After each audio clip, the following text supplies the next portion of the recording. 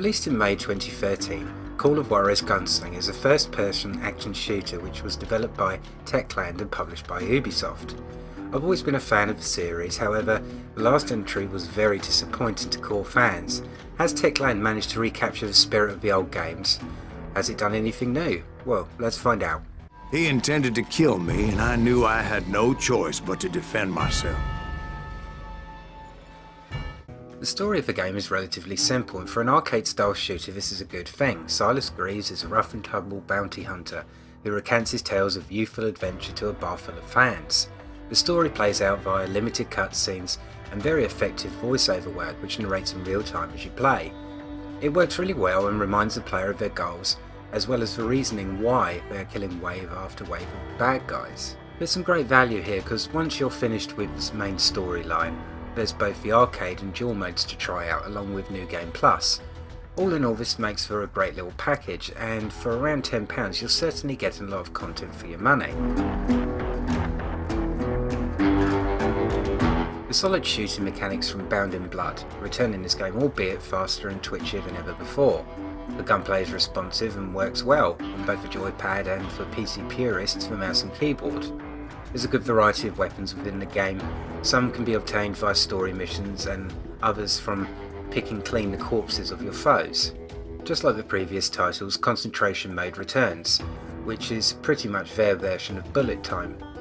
This allows for the player to slow down time and methodically pick off their foes. The ability to initiate this mode comes from gaining XP from shooting villains. If you shoot them in the head, you're going to get more points. If you shoot them in the leg, you're not. It's that simple.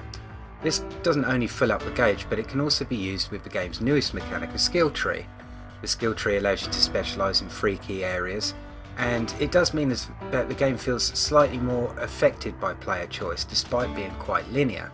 At the end of each level there's a boss fight, a known outlaw from the Old West, and despite being relatively easy to conquer, it does provide a sort of finale to the end of each level, whilst giving the player also a strong sense of accomplishment.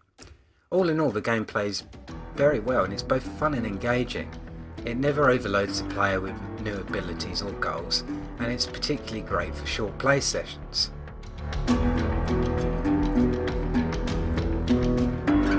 The game has some of the high production values of the main series of the Call of Juarez games, however, it actually looks a bit better.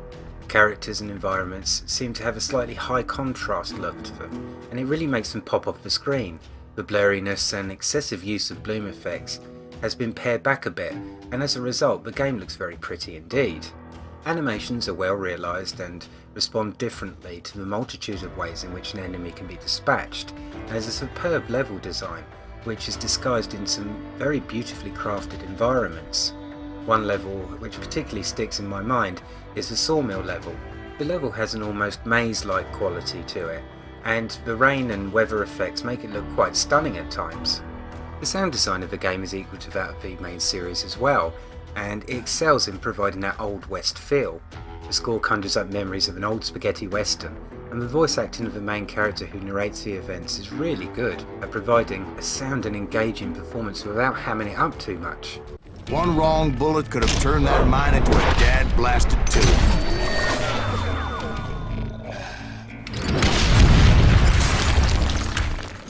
Despite being the smallest entry in the Call of Juarez series, it's certainly the best looking.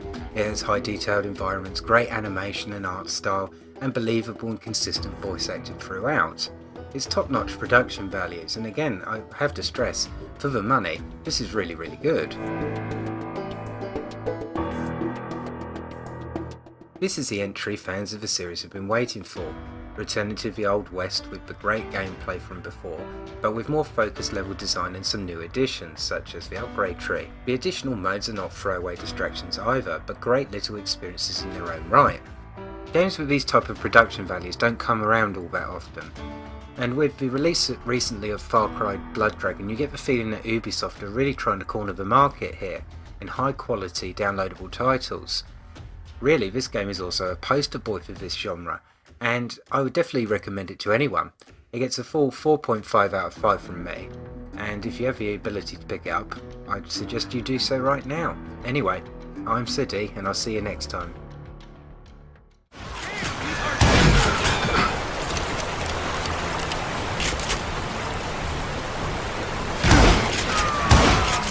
Curly Bill took charge of the cowboys upon the old man's demise. And after that gunfight at the OK Corral, the Clantons wanted revenge.